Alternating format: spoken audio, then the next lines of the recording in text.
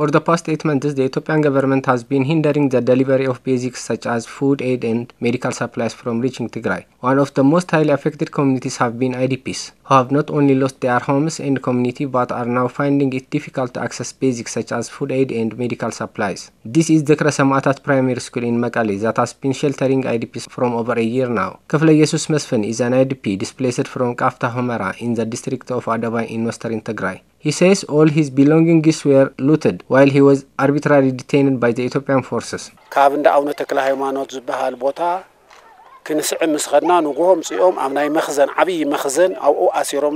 They detained us in a storage facility for grain. They took us from St. Talhaimanot while we were praying. They released us, but many of us were left empty-handed. All our belongings were looted while we were in the detention campus. They loaded all the grain in the storage facility and took it.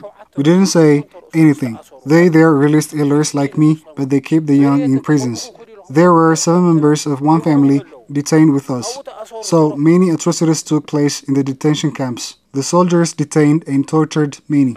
Mami Taklaimanut is just one of the 1.2 million persons to be displaced from western Tigray, where the Ethiopian forces led by Amhara militia have taken on an ethnic cleansing campaign to rid the area of its majority Tigrayan population. She says Amhara forces looted her belongings before they forcibly displaced her and her children. We had to leave. They wouldn't stop torturing us. As soon as we left, they moved into our homes. The Tekroskihil is a mother displaced from Kombolcha in the Amhara region. She says she was forced to leave her home of many years because Amhara forces would go house to house threatening Tigrayans. It